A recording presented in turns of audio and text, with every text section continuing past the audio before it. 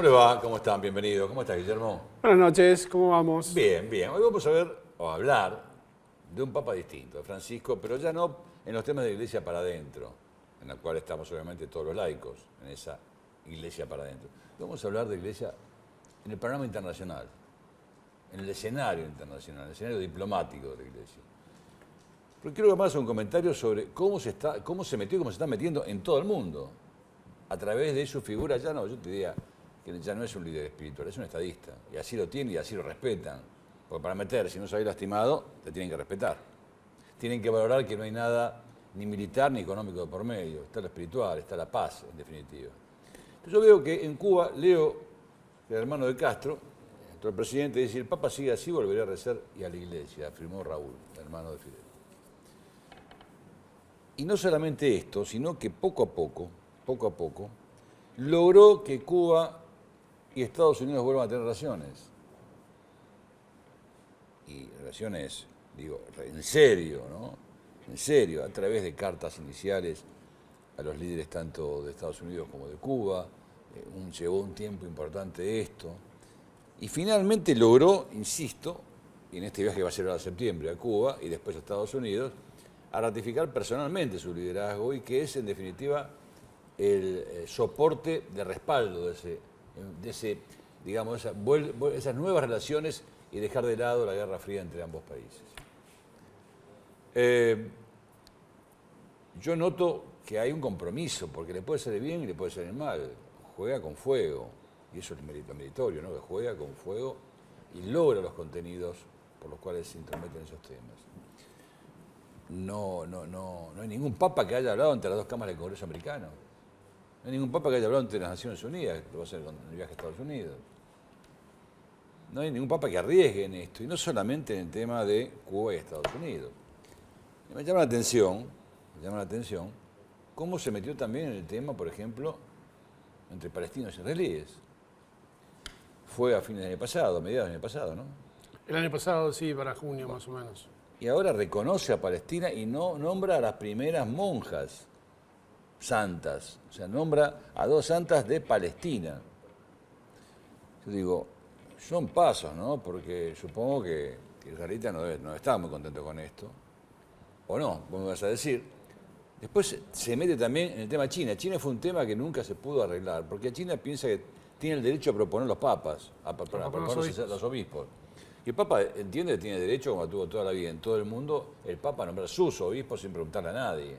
Podrá haber, si nombra algo muy urticante, podrá escucharse entre nombrarlo si es conveniente o no, pero nunca pedir permiso a un gobierno, aunque sea el chino, para nombrar un obispo. Y poco a poco los va convenciendo que los obispos son nombrados por el Vaticano. Se ha metido en África. Digo, se ha metido en las dos Coreas.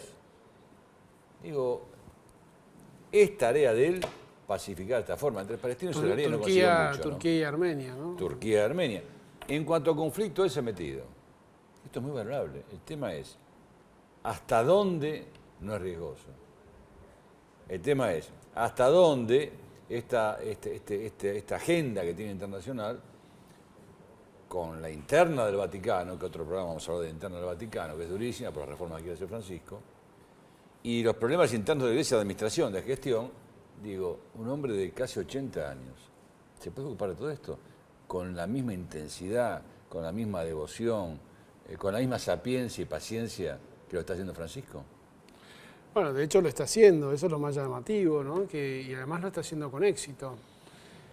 Porque uno podría haber, no sé, supongo que hecho gestiones durante muchísimo tiempo, y sin embargo, sorpresivamente, lo de Cuba y lo de Estados Unidos fue algo que se manejó con absoluto sigilo y solamente se dio a luz cuando ya estaba, digamos, cocinado, cuando ya estaba resuelto, ¿no?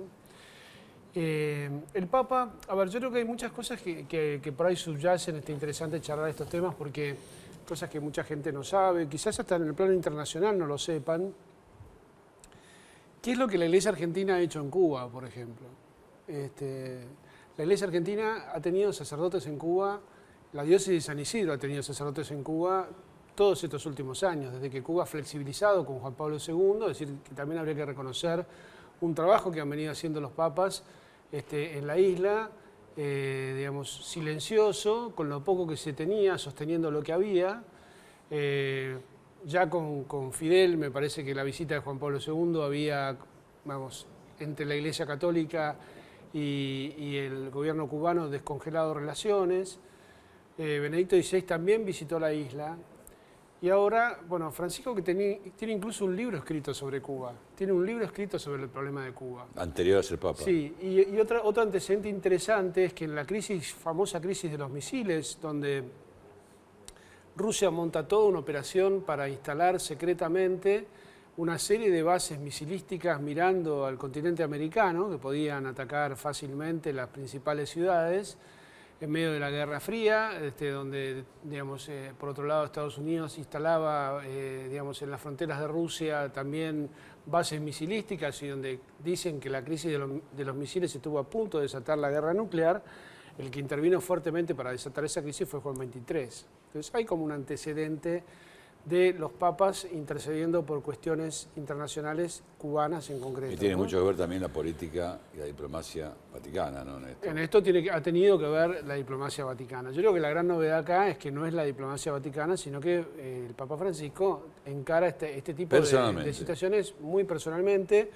Sé que en un momento las conversaciones se habían trabado, es decir, lo que estaba llevando adelante el secretario de Estado y digamos, Monseñor Parolín había quedado como estancado, había un punto donde ninguno de los dos quería ceder.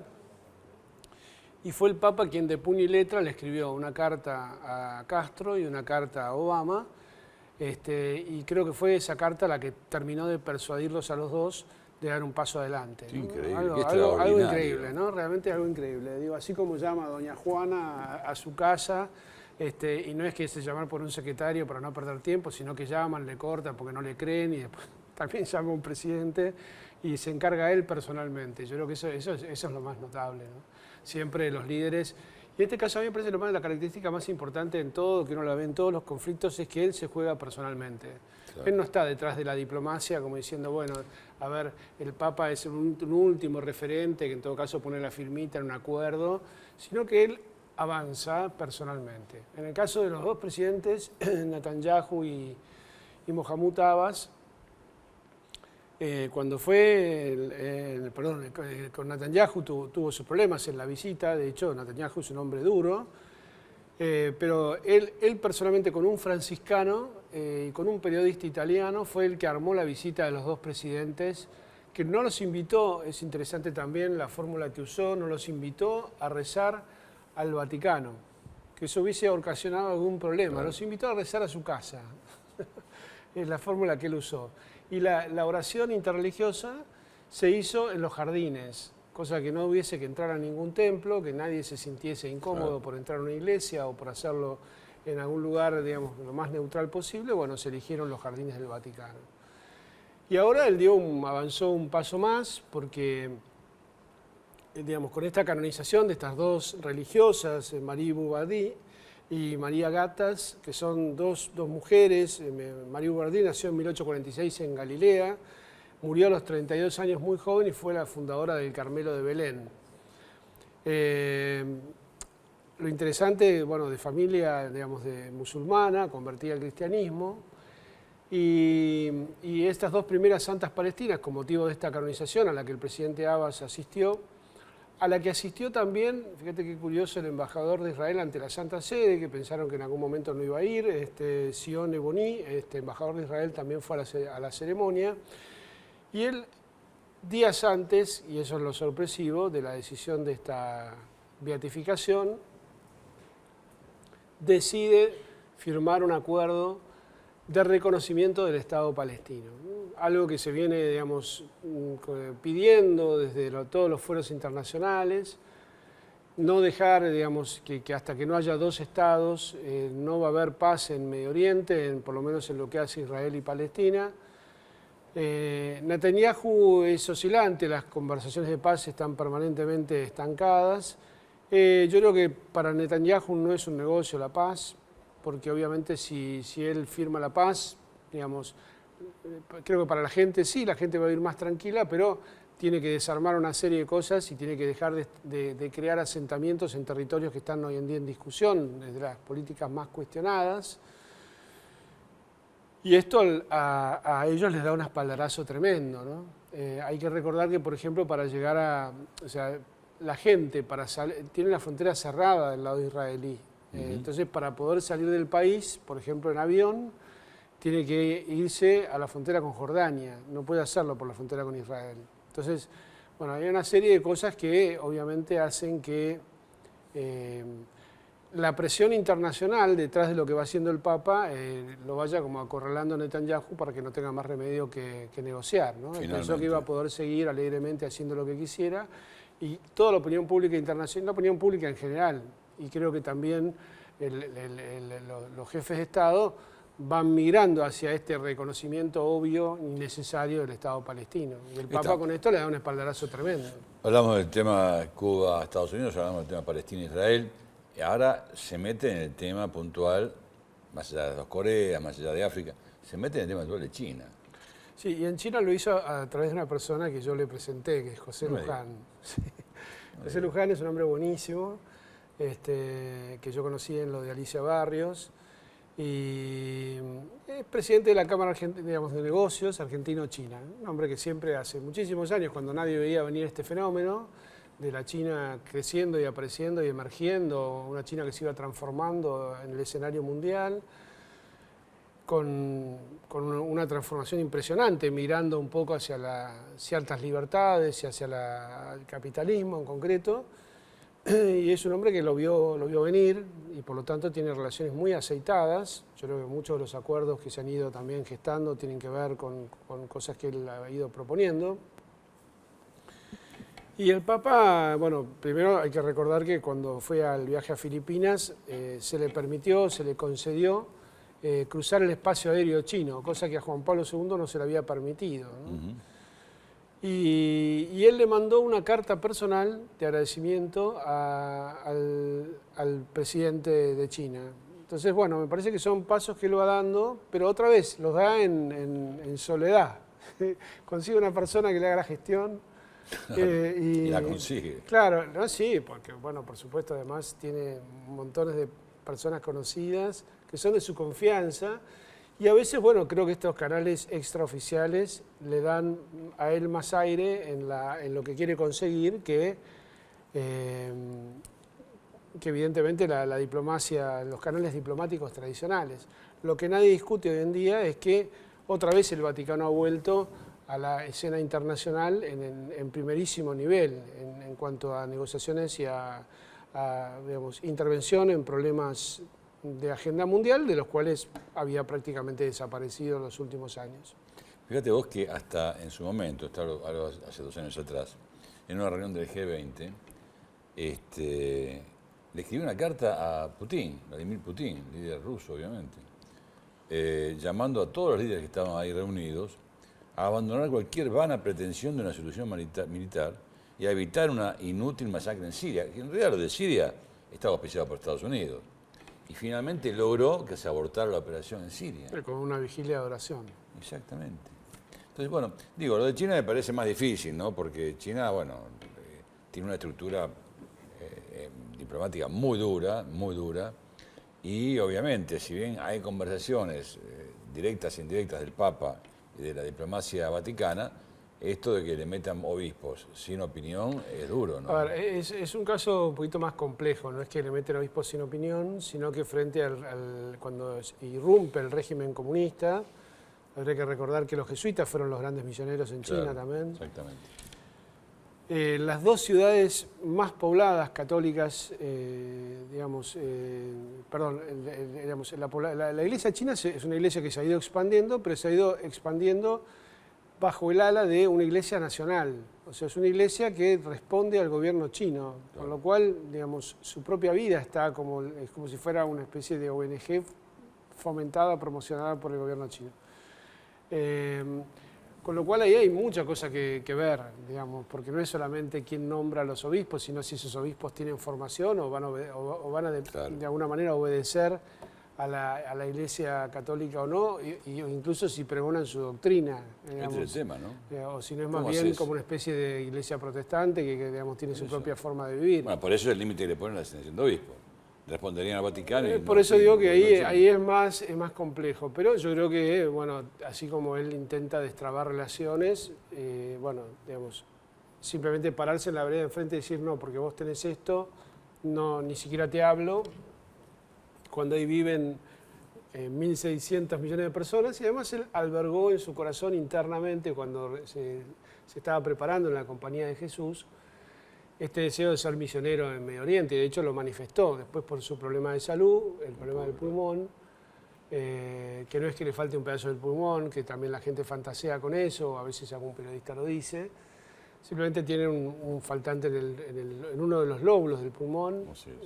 Y bueno, digamos, tiene un despliegue, lo que decías vos, ¿no? de salud impresionante. Permanente. Y permanente.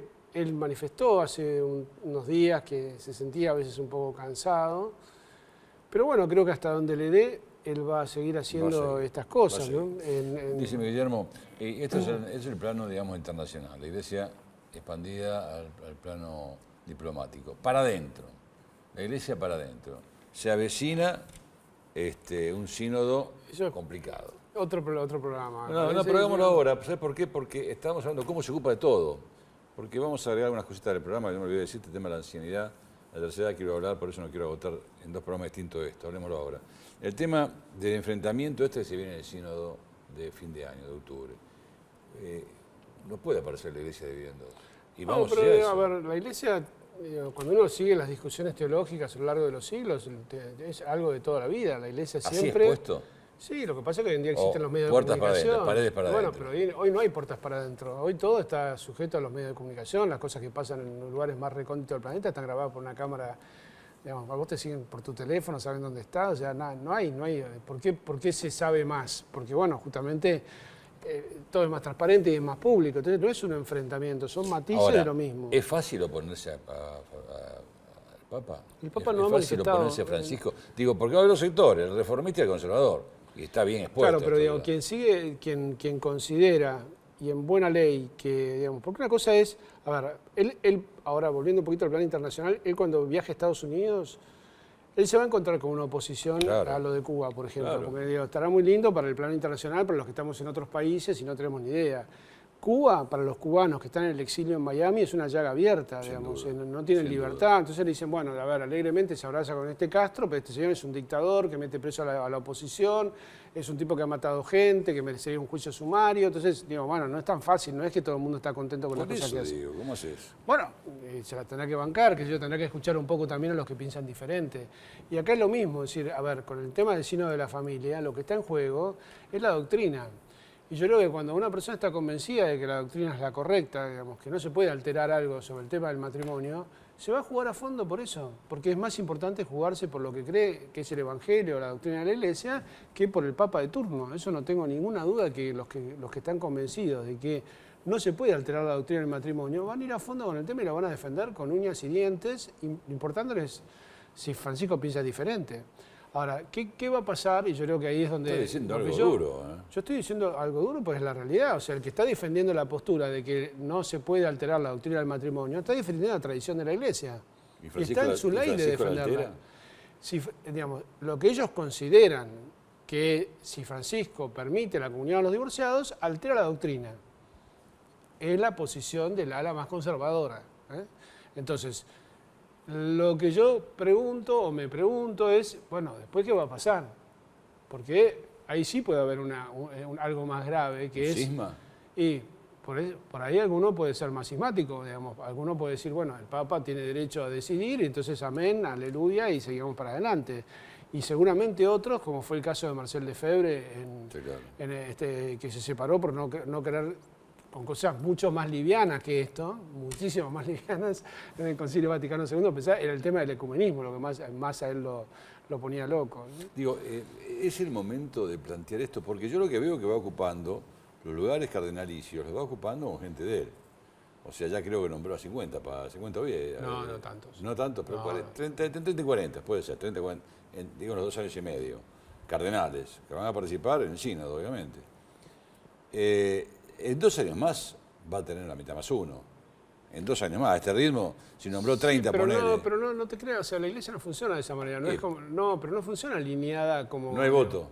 Sí, hay voto, pero Y- no es que sean de él, como por ejemplo un jefe político que, digamos, él dice, vote, el muerto del Papa, cada uno es dueño de su voluntad y de lo que le parece que la iglesia debería Está bien, hacer. Macanudo, pero la elección, si hay un debate sobre el tema, por ejemplo, el tema de no recibir los sacramentos, el sacramento de la comunión en los divorciados, si hay un debate que lo apoya Francisco en cuanto a la reforma y lo pierde, Es que, a ver, vos lo conocés al Papa Francisco, Nunca yo también pierde, lo conocemos. nunca pierde. Él no se ha pronunciado abiertamente y por eso convoca un sínodo, convoca una discusión.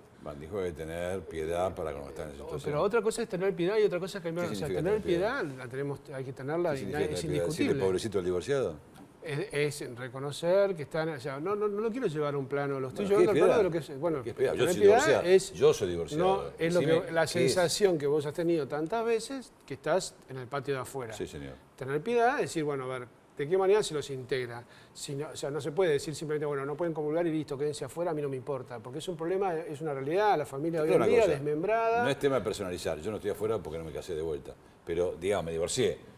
El que se volvió a casar de vuelta está afuera. Entonces yo te digo, ¿tener piedad qué es? Concretamente? No está fuera, o sea, bueno, eso justamente es cómo se le incluye, porque lo que dice Caspar es, se habla de la comunión espiritual a los divorciados, pero digamos, también hablar de eso es un disparate, dice él, porque digamos, si tienen comunión espiritual, ¿por qué no pueden comulgar materialmente? O pueden comulgar o no pueden comulgar. Si no pueden comulgar, no pueden comulgar tampoco espiritualmente porque están en pecado, ¿se entiende? Entonces, entre esa discusión está lo que van a opinar los padres sinodales. Ahora, no es, aunque la prensa lo presente como que es el único tema a tratar, el sínodo tiene digamos, de hecho ha llegado una consulta que es amplísima a todos, que tenemos Sí, que sí. opinar los sacerdotes, Sí, sí. que tenemos que opinar, tienen que opinar los laicos y que Sobre tienen que muchos elevar temas de la los familia, no solamente sobre sobre la muchísimos familia. temas de Sí. familia. Cómo se forman los novios, cuál es la función de Pero la este tema, educación digamos, católica. por algo la prensa lo Pero pone bueno, porque como tópico. a la prensa le preocupa y porque le preocupa, todos le preocupa, porque digo, ¿no? le preocupa a la prensa porque le preocupa a muchísima gente. claro. Es absolutamente cierto. Pero es un tema, yo te digo, digamos, diría en latín, ab interno de la iglesia. O sea, y yo creo que Francisco, justamente, digamos, para no separar los temas, concita la simpatía, digamos, en cuando él, digamos, se pone en un lugar aperturista. Y salvo que algo se haya modificado mucho en él, digamos, en la época en que Arrupe era el provincial, el general de los General, jesuitas, jesuita, que no era provincial. absolutamente aperturista, él era conservador. O sea, él no estaba de acuerdo con Arrupe porque él era conservador. ¿Y ahora? Y bueno, entonces ahora es la Espíritu Santo lo pregunta. cambió. Bueno, puede ser. Yo no lo discuto. Yo siempre sigo conservando, digamos, sigo teniendo mi postura. Mi postura la baso en el conocimiento. Yo sé, he charlado muchas cosas con él. Siempre él es un hombre que ha sido, digamos, nunca ha ido en contra de lo que tradicionalmente se entiende como doctrina. El dogma. Exacta. No, el dogma y la enseñanza de la iglesia. Digamos. Otra cosa es que, bueno, frente a ciertas cosas de la realidad, sea un hombre que por ser el primer papa de la historia, que viene de una megalópolis, entiende perfectamente de qué habla, porque entiende los problemas de una gran ciudad, que no son los problemas de un papa que puede venir de Bodovice, que era un pueblito chiquitito así, o como Benedicto XVI, de una ciudad chica al interno de su país, de Alemania. Y te cambia la cabeza vivir en una ciudad contemporánea con todos los problemas que tiene, porque obviamente cuando Francisco habla del problema de la trata o habla de la explotación de los menores o habla del capitalismo salvaje, habla de cosas que vivió en la ciudad de Buenos Aires. Digamos, no habla de cosas. Y por eso la gente le dice, bueno, pero ¿cómo un papa habla de estas cosas? Sí, habla de estas cosas porque le tocó tratar como arzobispo con estas realidades. Con los matrimonios destruidos, con la familia que, digamos, los jóvenes que se juntan y que no se ponen, que no tienen... Porque vos estás hablando todavía, mira, desde tu mentalidad un poco conservadora, estás hablando de los divorciados vueltos o no a casar. Yo creo que ya va a ser una realidad de museo. Hoy ya la gente no se casa directamente. Claro. O sea, se junta, digamos, tiene parejas ocasionales, tiene un hijo por ahí o lo tiene soltera el hijo. Entonces es como que también la Y realidad los en que están eso casados se se divorcian. va modificando. Los que están ¿no? casados se divorcian. Los que se quieren casar no se casan. Sí, los que conviven. están casados se divorcian y los que se divorcian no sé si se casan. o tiene una relación. El hombre, digamos, puertas el hombre es el afuera. único animal que tropieza 2 veces con la misma piedra. Pero te repito, es tu generación. No sé si la persona que hoy en día se separa de su mujer se vuelve a casar. Literalmente Casar. Casar. No. Casar, No, ceremonia, qué sé yo, no. gran fiesta. No. Y decir con los 80%, papeles, acá estamos con la libretita, nos 90%, sacamos la foto. no Nada, lo se van a convivir, viajan, hacen un veraneo juntos, después se quedan 3 días sí, 3 días no. Y capaz que hasta conservan esa relación así, cada uno en su casa, se ve el fin de semana. Bueno, es hoy, yo no digo que esté, por favor, yo no digo que esa sea la doctrina que nosotros propiciamos. Vos sos más flexible Pero que es el la Papa. realidad, no soy flexible, es Sos la más flexible que realidad. el Papa, que lo que estás diciendo. No, pero es lo real. Hay que convivir, a mí él me dice hace que gracia. convivir. Yo les discutía, cuando hablaban del tema del matrimonio homosexual, yo siempre digo, ¿por qué quieren el matrimonio? Es una institución conservadora. El matrimonio es una institución conservadora, de gente que tiene una mentalidad conservadora que quiere formar una familia.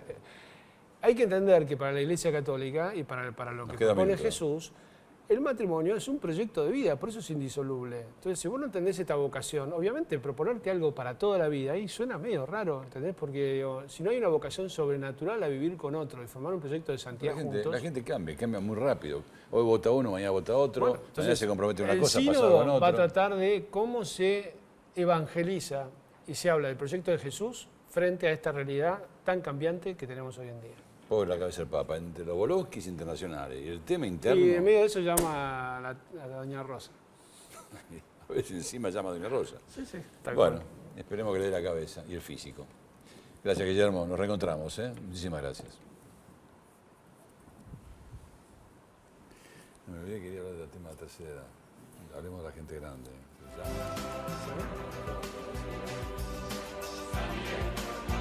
¿Sí?